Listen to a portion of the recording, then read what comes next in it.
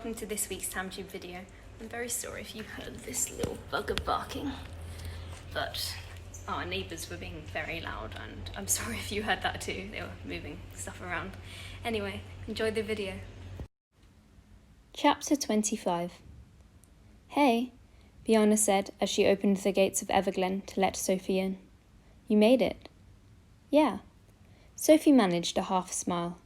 Despite her earlier enthusiasm, she was having second thoughts.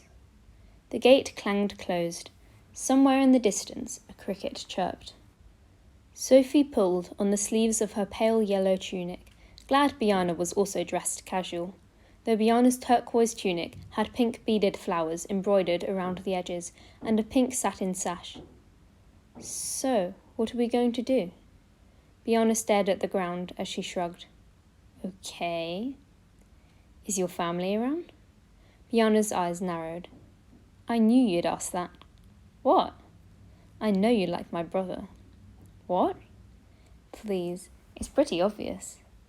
He's my friend. Sure, she liked him, but she didn't like him. This was a bad idea. Biana grabbed her arm to stop her from walking away. Wait, I'm sorry.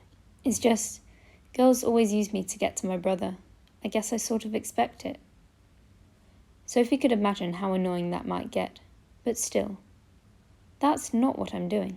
And you invited me over, remember? I know. Biana stared at her hands, wringing her fingers so tight it looked painful. Can we maybe start over? Sophie bit her lip. I guess we can try. Biana exhaled, seeming relieved. Good. Her eyes lit up. I know. We can give each other makeovers. I have all the serums to change our hair colour, and we can try on some of my mum's gowns. Wrestling the vermilion would have sounded more fun, but Sophie couldn't think of a polite way to say that. Fortunately, she didn't have to. Makeovers? Keith scoffed behind them. You girls sure know how to have fun. Maybe you can braid each other's hair and giggle about boys while you're at it. Sophie spun around to face him, and she felt her heart flutter when she noticed Fitz standing next to him. Keith grinned. Actually, maybe that last part is a good idea.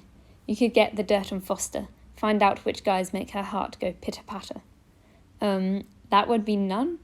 Sophie insisted, hoping her face wasn't as red as it felt. That's what they all say. But deep down, girls always have one guy they can't take their eyes off. Isn't that right, Fitz? Why are we talking about this? Fitz complained. Keith shrugged. Just saying.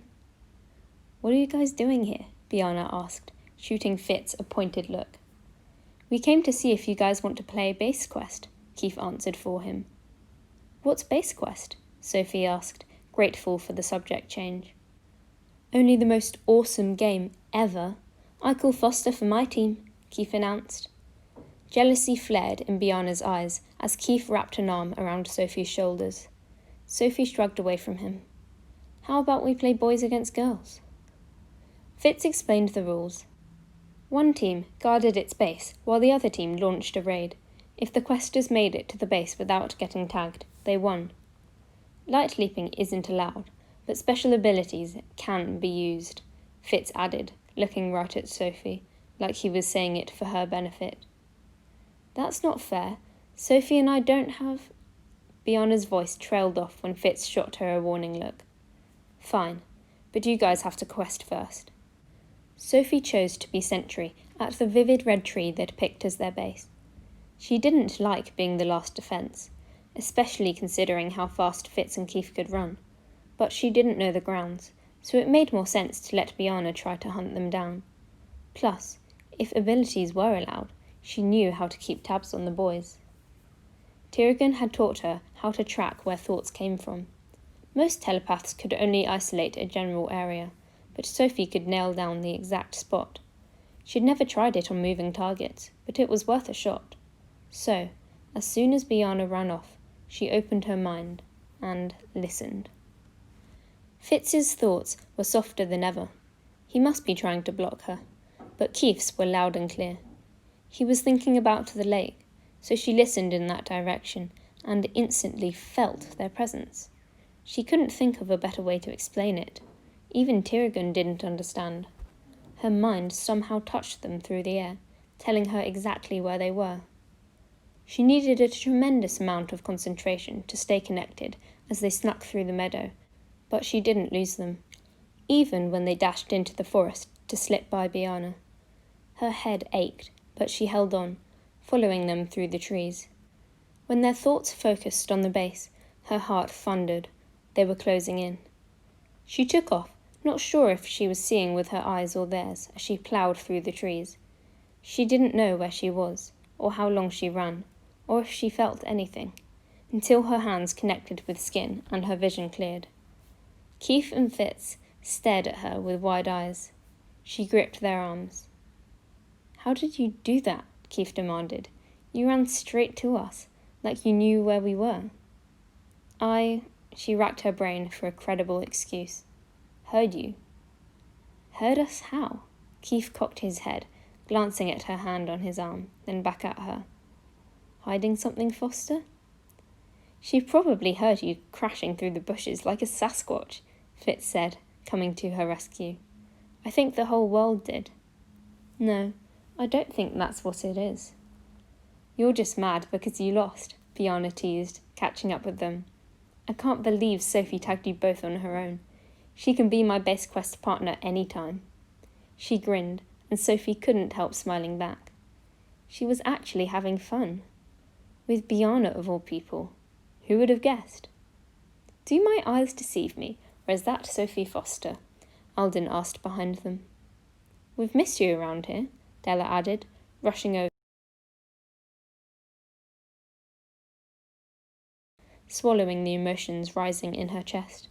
She hadn't seen Alden or Della since she moved to Havenfield, and she hadn't realised how much she missed them. She took a deep breath to clear her head, and her nose tingled. "Whoa, you smell like smoke. Is there a fire?" Della glanced at Alden as she pulled out of the hug, backing a few steps away.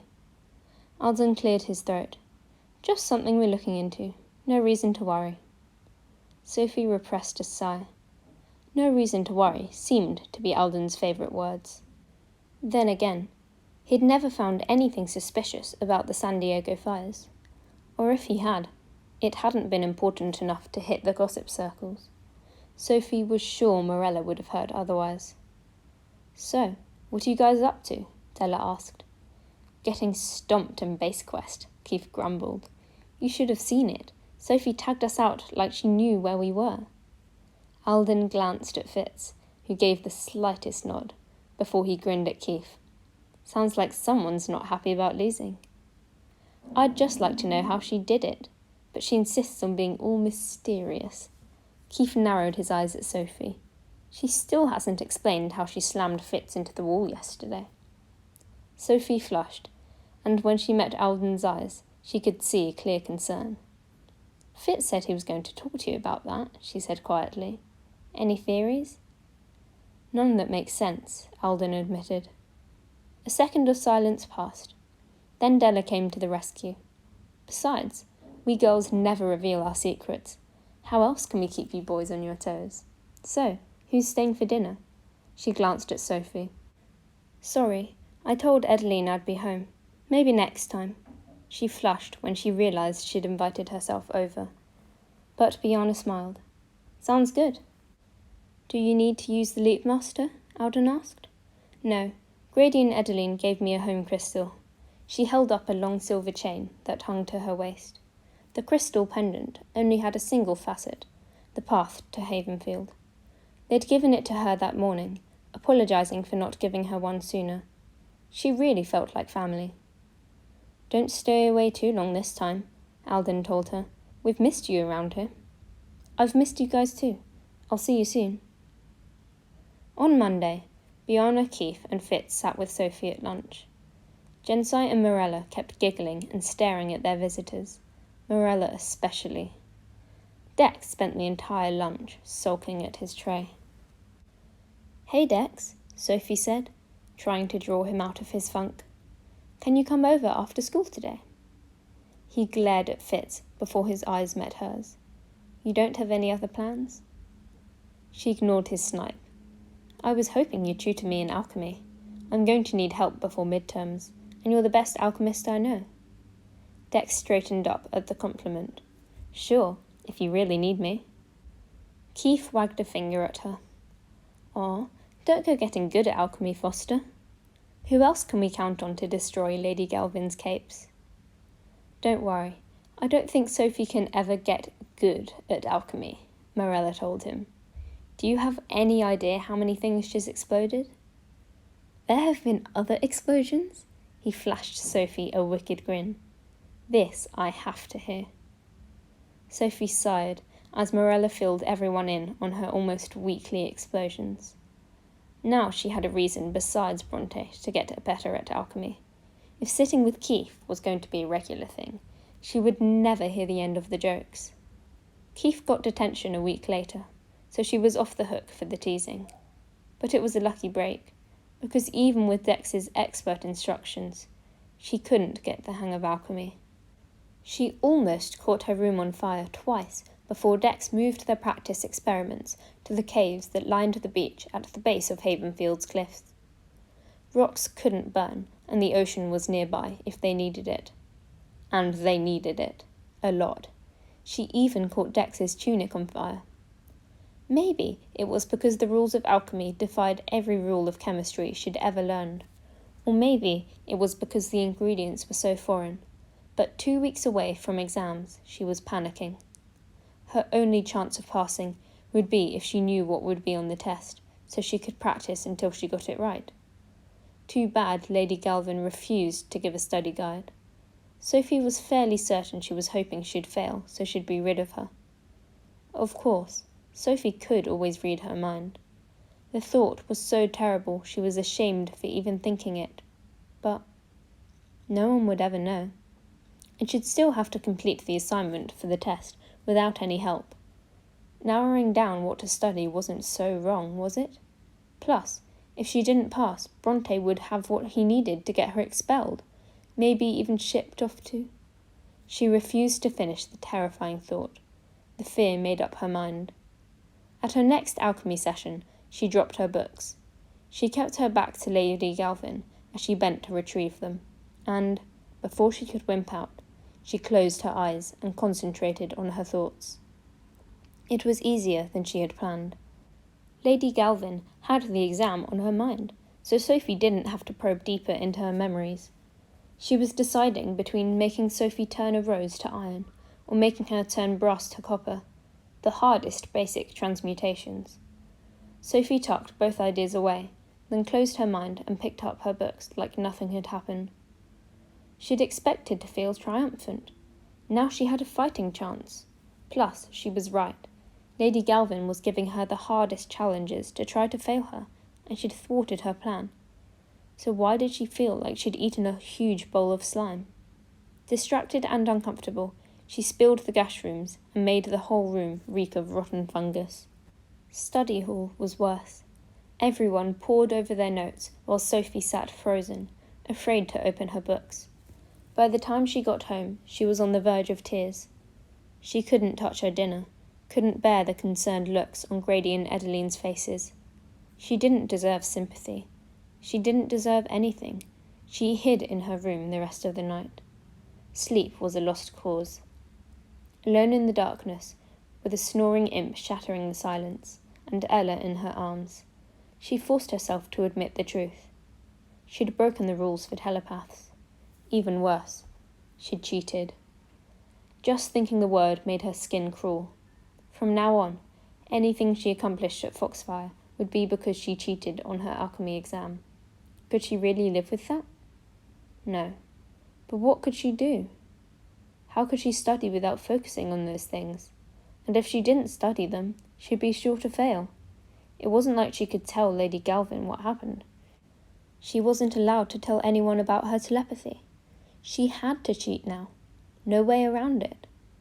Unless... Her heart sank as another option occurred to her. It was far from ideal, but it was her only way out, and better than living with the guilt for the rest of her life. Fear weighed her down as she crept out of bed and dug out the imparter Alden had given her. But she had to do this now. before she changed her mind. She cleared her throat, took a deep breath, and forced her lips to say 3 words she was dreading. "Show me Alden." Hope you enjoyed the video.